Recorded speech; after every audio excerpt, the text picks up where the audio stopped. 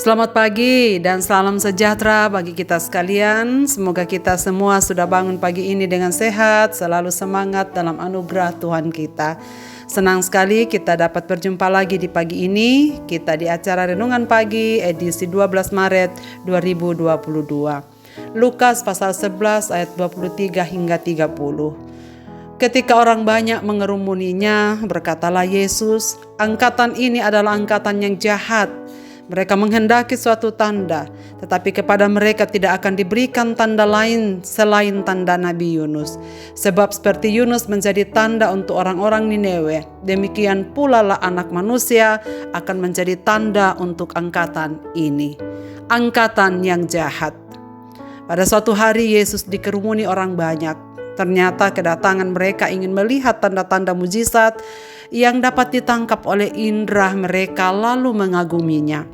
Mereka menginginkan hal-hal spektakuler yang dibuat Yesus sebagai tontonan yang dapat memuaskan penglihatan dan pendengaran mereka. Setelah itu mereka tercengang dan bergumam, "Wow, luar biasa." Mengapa Yesus mengecam mereka dengan perkataan yang keras, menyebut mereka angkatan ini adalah angkatan yang jahat? Yesus mengatakan mereka tidak akan diberikan tanda selain tanda Nabi Yunus. Jadi Yesus mengatakan bahwa satu-satunya tanda yang akan mereka dapatkan ialah tanda Nabi Yunus.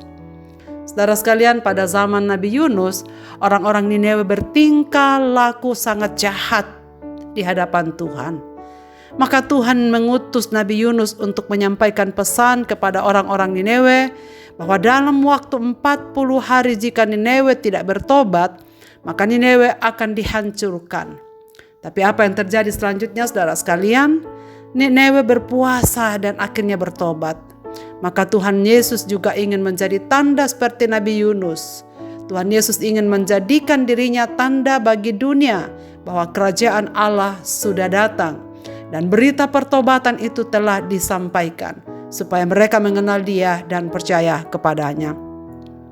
Yesus menyebut mereka angkatan yang jahat sebab Tuhan Yesus mengetahui jika orang Nineve saja yang jahat berbalik dan bertobat, namun orang Yahudi dan orang Farisi menolak untuk bertobat.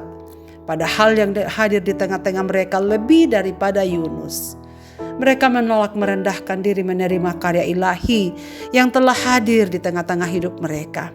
Mereka telah diperbudak dengan kesombongan rohaninya, yang selalu menganggap diri umat khusus di mata Tuhan, lebih benar, lebih baik di mata orang lain. Sehingga mereka gagal melihat dengan mata rohani apa yang telah diperbuat Yesus bagi mereka. Jika kita percaya Tuhan Yesus telah datang ke dalam dunia, apakah secara pribadi telah mengalami karyanya? Apakah buktinya bahwa kita rindu mendengar perkataannya, rindu melihat perbuatannya yang ajaib dalam hidup kita? Kiranya kita tidak terjebak memiliki sikap orang-orang Yahudi dan Farisi yang gagal percaya dan menerima karya Kristus karena merasa sudah baik, sudah suci, dan sudah saleh dibanding orang lain. Jika seseorang memandang diri seperti itu, mari kita merendahkan diri di hadapan Tuhan. Mari kita bertobat, saudara sekalian, walau tanpa tanda. Hanya orang-orang yang tak percaya yang selalu minta tanda, mencari mujizat. Teks ini membuktikan bahwa tanda-tanda yang mencengangkan tak membawa orang pada pertobatan dan tak menyelamatkan. Sebab iman Kristen bukanlah karena tanda. Saudara, kepada Thomas yang meragukan kebangkitannya, ia berkata, "Berbahagialah mereka yang percaya walau tak melihat." Iman Kristen adalah iman yang percaya kepada Tuhan. Iman Kristen adalah hati yang percaya pada firman yang hidup, yaitu Yesus Kristus. Saudara sekalian, kita sedang berada pada masa peringatan Minggu Sengsara. Marilah kita membawa diri kita dalam kerendahan hati pada Kristus, bertobat dari segala dosa-dosa kita, mengakui bahwa kita bukanlah orang yang sempurna, kita masih hidup di dalam kedagingan kita yang acap kali penuh dengan kelemahan kita sadari ataupun kita tidak sadari. Lalu kita menyerahkan diri pada belas kasih-Nya supaya kita menerima anugerah pengampunannya. Sebab kita bukanlah angkatan yang jahat karena kita adalah milik Kristus. Marilah kita berdoa.